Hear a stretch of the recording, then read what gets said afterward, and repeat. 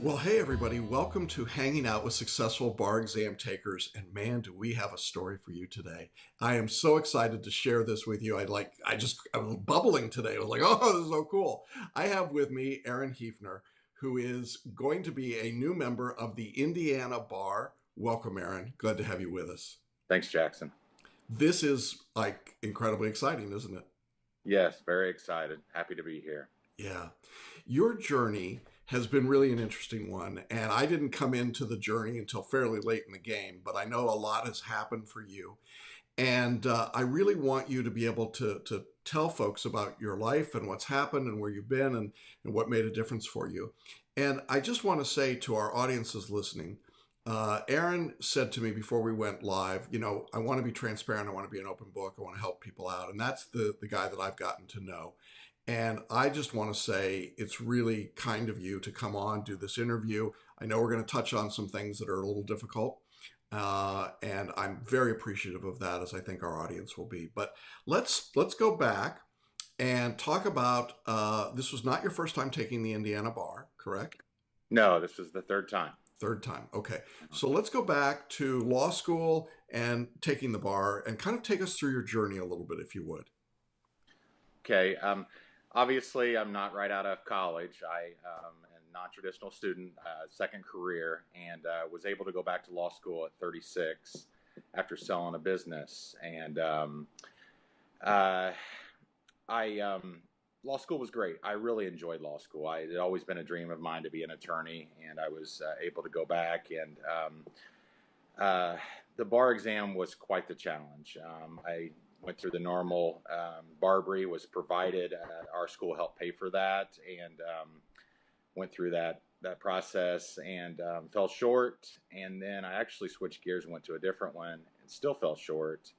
And I knew of you, Jackson. I actually followed a lot of your stuff during law school. I listened to a lot of your motivational stuff and things that you had about essay writing and things. So, but I didn't realize that celebration was available for my state because it wasn't a state that you handled. And Bill Hyde actually, there was a video of Bill that I found out, hey, this is possible. I could do this, and contacted you. Let's just sort of stop and clear that up because some people may be confused. Indiana is a state that has its own essays that are state specific, and it has the multi-state performance test and the multi-state bar exam. And what Aaron is referring to is that we've worked with students in other states like Tennessee that are similar, or Ohio. And what we do is we assist with the general writing concept and the performance test and the multi-state. So Bill Hyde, who's another interview, and we'll link to Bill's interview, passed in Tennessee. He's one of many people. And Bill's interview got a lot of attention because he was also a repeat bar taker. So in Indiana, it's a weird thing, isn't it, Aaron, with the percentages? I mean, the multi-state's 50% of the exam, right? Right. Multi-state's 50, and essays are 30%, Indiana specific. And then the MPT, there are two of those in Indiana, like the UBE, and it's 20%. Okay. Right. So it's got a little bit of the flavor, and the Indiana essays are how long in length? 40 minutes a piece, and there's 6 of those. And I was able to use your technique, the FLA writing style, and it worked very effectively. I don't know my scores, and I'm glad I don't know them, but I do know that my MBE went up 8 points. I was able to find that out. And I had tremendous help from you in writing, especially the MPTs was a really game changer for me. Great. With you. Okay. So we're going to dive into all of that and kind of look at how you did it and the process that you followed. But you had, so you took the exam a couple times, don't pass, come to us, we start to work. In one of our early conversations, you shared with me some of the challenges and struggles that you had in your personal life. And I'd like you to share those with our audience because I think it makes your story even more compelling, if you don't mind. Sure. I had a wonderful childhood and wonderful parents and family, but I got involved with drug use in my early to mid 20s, and after a couple surgeries, and I battled addiction to painkillers and then alcohol for 11 years, multiple treatment centers, and I actually went to treatment in 2011, and when I say I sold my business and was allowed to go to law school, I was forced to sell my business. There was situations that occurred that I had to sell it or I was going to lose it. And God kind of worked some things out and allowed me to, sell the business and be able to finish undergrad 18 hours and then go to law school. But yeah, I've had a difficult road, but life's great today, and I'm very thankful for what I have today. Yeah, so you're 6 years sober, right? Yes, on March 10th was 6 years of this year. I was in a treatment center in Peoria in 2011 was the last time. And I got in some trouble. I got into some legal trouble when I was drunk and ended up in jail. My family left me there for a week, and I ended up at you have to go to the mission to be able to get into this treatment center. And I went through some steps that were difficult, but in hindsight, they were needed. And I'm thankful for those today. And I hope in some way maybe my story can help and encourage others. And of course, I'm willing to help anybody or talk to anybody about things I've been through that might help others. There's very little I can say except, how awesome it is that the real win for you is sobriety. And passing the bar is just like the cherry on top. But I know that when you first shared that with me, because I have a long history in my family with a dad who was a addiction and alcohol therapist and a best-selling author in that subject, and I have been around that topic and that issue most of my life. I took a little bit of a sort of a, you probably saw me go, because I knew that when you add the stress of the bar exam, now you're putting a phenomenal stressor on top of somebody who's going to be struggling potentially anyway. And so one of the things that I'm always sort of watching for with anybody that's in recovery is, are we triggering that behavior? Is the bar exam doing it? I'd like you, if you will, because you were really good at staying outside of that. We had a few tearful conversations, but you were really good at keeping your equilibrium. Can you talk a little bit about what you did to avoid those stressors pushing you away from your sobriety? I've been fortunate to have people in my life. I have an accountability person. I have an AA sponsor, but I also have an accountability person that I speak with virtually daily. What made Celebration different is you dealt with my whole life. You didn't just deal with the bar exam. You connected me with things that Paraliminals and other. You were able to say, hey, this is not just the test you're taking. This is an emotional experience that is unlike a lot of things you're going to deal with. It affected every part of my life. And you were able to encourage me to use things to deal with some anxiety and depression. I had a panic attack on my second bar exam in February of 2017 on the first MPT, right first thing Tuesday morning. And that's something we dealt with during some of my mentoring sessions. And on how do we get past something like that and make sure you're prepared. And we dealt with those type of things. And not only was that not available at other places that I would look for help, but it's just not available. It just wasn't out there. And that was something I really appreciated from CVR and Jackson. Well, thank you. I think the wisdom of this, for those of you who are watching, is that if you're dealing with some sort of a challenge that you would say, well, that's outside the bar.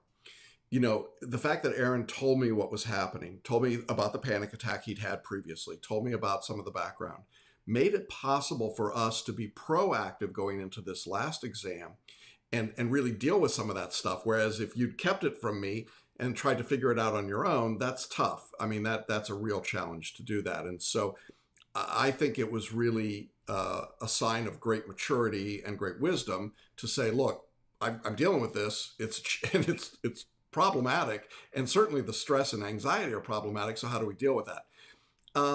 You mentioned Paraliminals.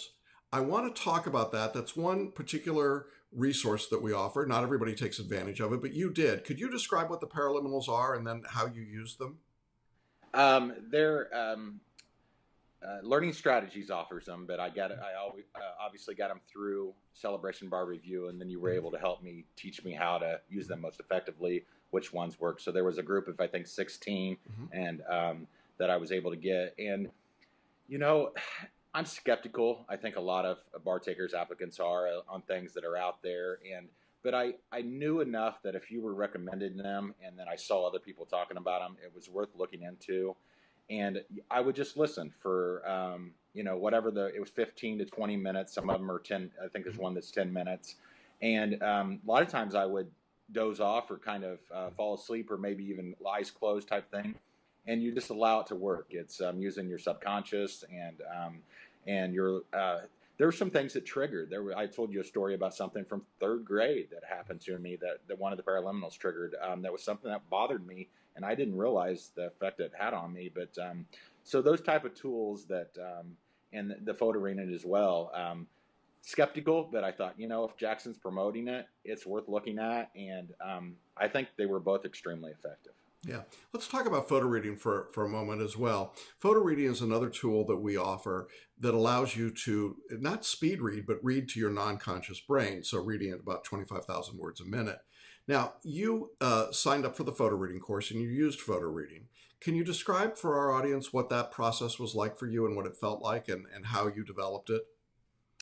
It was really tough at the beginning because I wanted to use my conscious brain to try to read still or try to grab words and so I had to force myself to go through the program like Paul directed through I think there were 7 sections that you go through and you do exercises, and I just trust the process. I did what was said, and I used the outlines, and by the time I was through a subject, an MBE subject, I had to photo read it 20-30 times, maybe more on subjects, depending on going back and doing questions again, and before and after each time I would study that session. So it's just, trust in the process. It's something that seems, does this really work? But hey, the proof's in the pudding. It worked for me. So I'm happy that I was willing to try it. Yeah, it does work. And you had an 8-point increase in multi-state. That's a big, big jump. Part of what this photo reading does is it allows you to use your intuition to answer questions rather than trying to memorize. So just to be clear, you weren't making flashcards or memorizing rules and elements. No, my a previous bar review, that was a big part of it, and it was hard for me to get away from using these songs or different sayings that would make me memorize this something with evidence or whatever it was, but I didn't do that anymore. It was tough for me because I've always been one of those that wanted to grab anything that might help. And trust the process, do what I'm asking. You don't need to add another program. You don't need to do something different. And I thought, I'm going to do what I'm being told to do here. And it worked. Yeah. So basically what would happen was that you would photo read an outline. It would take you maybe 20 or 30 minutes to read an outline that would have taken 8 hours before to read. So you could do it multiple times, as you said. Then you'd listen to a lecture, then you do practice questions, then you'd come back later, photo read again, do more practice questions, and continue that process. And throughout that, you were also using Paraliminals, which were focused on particular topics like anxiety or stress or sleeping well or power thinking, right? Those different kinds of topics. Right. And then you and I were conferencing about your work, specifically about the writing style in general terms, but specifically about the performance tests. What were those mentoring sessions like for you? Can you describe them to people that haven't been part of that? They were, you literally get involved in my reading. I could tell that you had spent time looking at my work. You'd went through what I've done, and it was helpful. You would, you kind of have IROC beaten into you in law school and even through other big bucks bar reviews. And it's hard to get away from that. If I wasn't intentional at the beginning, I would, kind of lean back there. But we had one come to Jackson video where it was a tough moment, but I needed it. I needed to understand, hey, we need to do it this way. And, we just worked through them. I think I did, I don't know, multiple MPTs and essays both. And I would do the assignment. I would turn it in to you. You would review it, and we'd have our conference, and we would work through the whole essay or an MPT, and you tell me what I'm doing right, what I'm doing wrong, and how to improve. Yeah. And we did those as video conferences, and you were very diligent about doing all the work. And I think one of the takeaways for people that are watching today is that Aaron really did what we asked him to do. I mean, you've heard him say he followed the process. I mean, even if in moments it felt uncomfortable, you were really doing what you were supposed to do and following it and trusting it and being really on point about getting the work done. And I think that makes a huge difference. There are people that they buy tools, they buy courses, and then they kind of, I'll take this little piece here and this little piece here, and not so good, right? You went all in, and I thought that that was really wonderful and really remarkable. So you're studying this third time, this go round. You're working also while you're studying, correct? Yes, I'm able to do some work with the real estate company on the property preservation side. So, but I am working, yes. Okay. So it's not like you're just sitting there studying all day, every day, right? No, no. Okay. I studied quite a bit less Yeah. with CBR than I did in previous times because it was structured, it was organized, and I did what it was requested. I think maybe 4 to 6 hours a day. Yeah. Like Okay. Max. So it's time for the bar exam, July 2017. You go to the test. What's that like? It was my third time. You're seeing students that you remember from law school because they're the class behind you, and they're coming in, and you're still there. And there was some, it was a little uncomfortable, a little bit of that going on, but I was focused on what I had to do. I was more calm. I didn't get engaged in a lot of the small talk. I just I got to the site. I stayed in my room quite a bit more this time, I think. I wasn't studying necessarily. I wasn't cramming at the last minute. I felt like I was ready. But I remember the first morning having quite a bit of anxiety, and just because it's a big deal. It's everything. You pass it or you take it again, or God forbid you give up. I hope not. But and I just I prayed. It's something I had a couple phone calls. I called my wife, and I walked in, and I did the work. And once I was going, those feelings were gone, and I was off to the races. So Yeah, and you were just following the process at that point. Once you got into the test, you were, what you expressed was that you were just doing what we had done in practice. And so did you have a panic attack? No panic attack. No panic You attack. had helped me tremendously with the MPTs. I always had problems with time. I could not get through the MPT in the 90 minutes. And you were able to help me with the, especially the cases. Aaron, you don't need to read the cases. We're going to go do this. And we had a process. We went through, we did our quadrants with legal or lay audience, if we were persuasive, objective. Everything was mapped out, and it was clockwork for me at that point. I went through one step to the next, and I just repeated what I had done. I think I counted 16. Maybe I was a little overboard on the MPTs because that's where I really struggled in the last two bar exams. But I did it so many times. I just went through the process. It was just another day, right? I mean, there's obviously a lot riding on it, but that's the There was beauty pressure, of practice. But that's the beauty of practice. It's like, okay, I know how to do this. I've seen this before. They say in the NFL, the game slows down after you've seen enough of the plays, right? It's like, okay, I know what's happening. All right, so you go through the couple days of the exam, and then whoosh, it's over. What was the waiting period like for you between exams and results coming out? It was a little bit better this time. I remember making phone calls and people saying, "You sound like you feel better this time. You're more confident. You feel like." And I remember telling myself, I gave myself a good chance here. You don't know, especially the MBE, you just don't know if you passed or not on the MBE section. I knew that I was scoring the percentages that I needed to pass on my practice exams with the OPEs that you provided and those things, and it was high enough. But you still, I'd felt twice, so I had these thoughts of, was it enough? But it was better this time. But I would go through those times where I would second guess myself and have the issue of, I hope I didn't. But I remember in February, I called you in March. Before the exams released in April in Indiana from the February exam, because I knew I failed. Yeah. And you told me, you said, you gave me some instructions, some advice, and you said, we can get you a slot here, And you kind of knew by the way I was talking, it was likely I failed, and I did. I missed it, and I didn't have that thought. I didn't call you this time and say, Jackson, we need to get started again. No, I didn't get that call. No. So, But I did get an interesting email then on results day. So tell us about what it felt like when results came out. I have a 5-year-old daughter, and she got in the car when I picked her up. But it was great. That morning I found out at 8:30, and it was just a wonderful day. And she got in the car, and I said, today is probably the 4th best day of Daddy's life. And she looked at me and she goes, Daddy, you passed your bar. You passed your bar.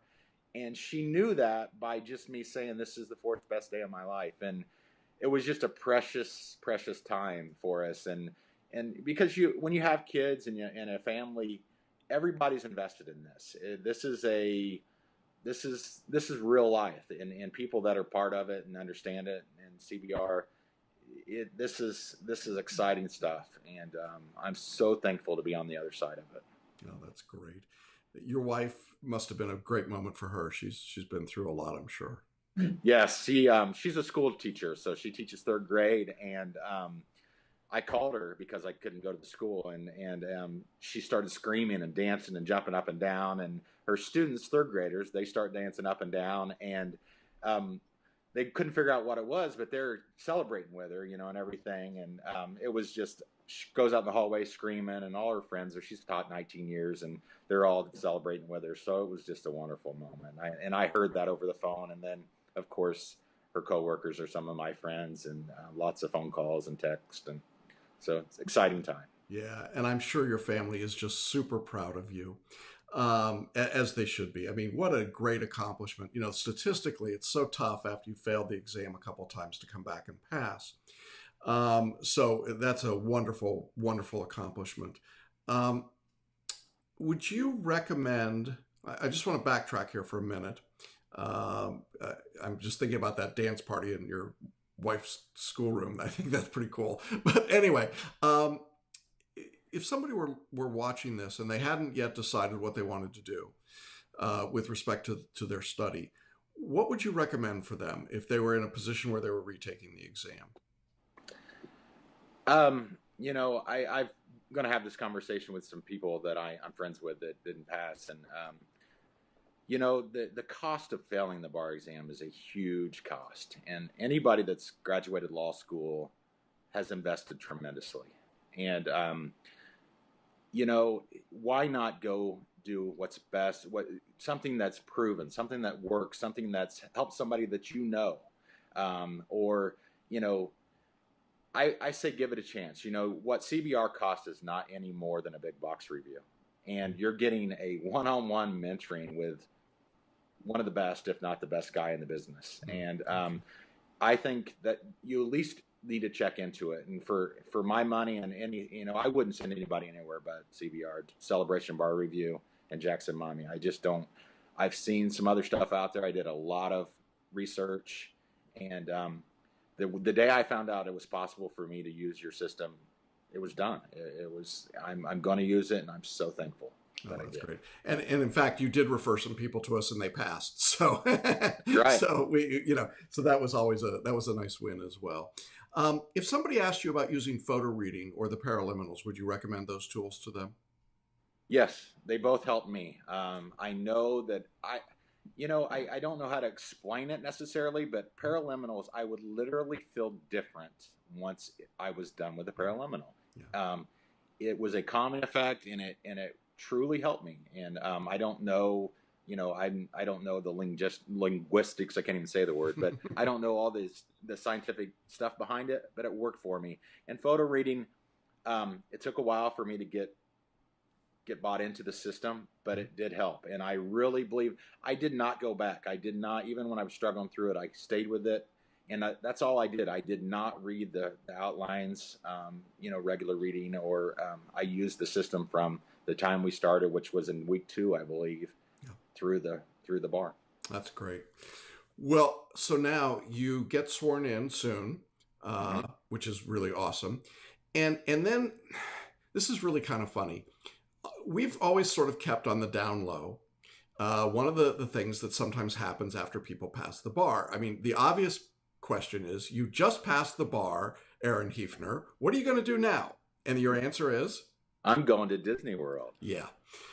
And so here's the deal, folks.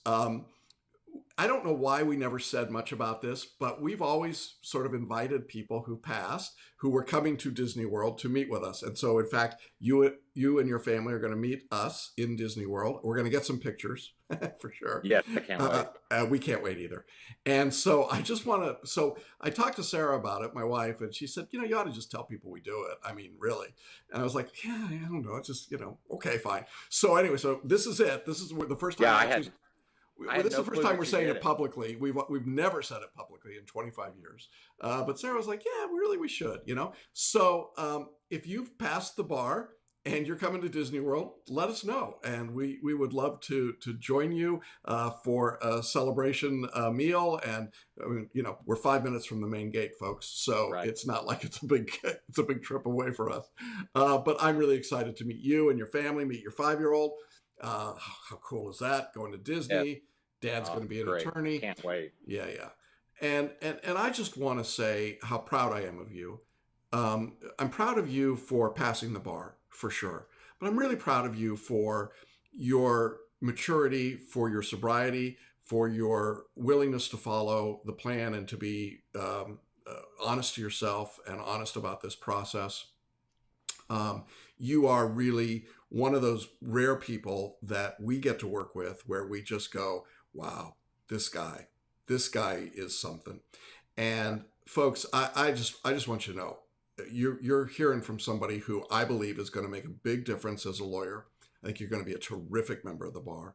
Appreciate that. I'm excited to see where your legal career goes because, getting over this hurdle is just sort of like a slingshot. It's like, whoosh, and you're like, oh, okay, here I am. I'm practicing. Right. I'm excited. Yeah, and we're excited for you. And I so much appreciate you sharing your story and your offer to help. I know we have a Facebook group, private group for our students. I know you participated in that group. Right. You're going to stick around and be there as a resource to others, right? Absolutely. It's actually Kenneth Aaron Heifner. So on the Extra Mile, anybody that would like to contact me, I'm more than happy to talk with anyone. I'd love to. Yeah. And that's one of the great things about our community. Our past students who pass the bar stick around to offer their encouragement and support, and you're going to be a great addition to that team and that roster. So we really appreciate that. Well, Aaron, it's just been such a thrill today, but it's been great to work with you, and I'm so thrilled and excited for you and for your family. This is just the start, as I say, of big things, I think, for you. And I appreciate that you would let other people know about what we've offered and what we could do, and just all the work that you put in, and the perseverance and the trust in our system means the world. So thanks for that, and thanks for being such a great bar student. I think you're going to be the kind of member of the bar that we want to have, somebody who's kind and gentle. Yeah, I think you're going to be a good reflection on our profession, and I appreciate that so much. Thanks so much, Jackson. Thanks to all of you, Sarah, June, Kelly. You've all been wonderful. That's great. Well, good. Well, we'll see you at Disney World soon, okay? Sounds great. Looking forward to it. All right. Bye-bye for now. Bye-bye.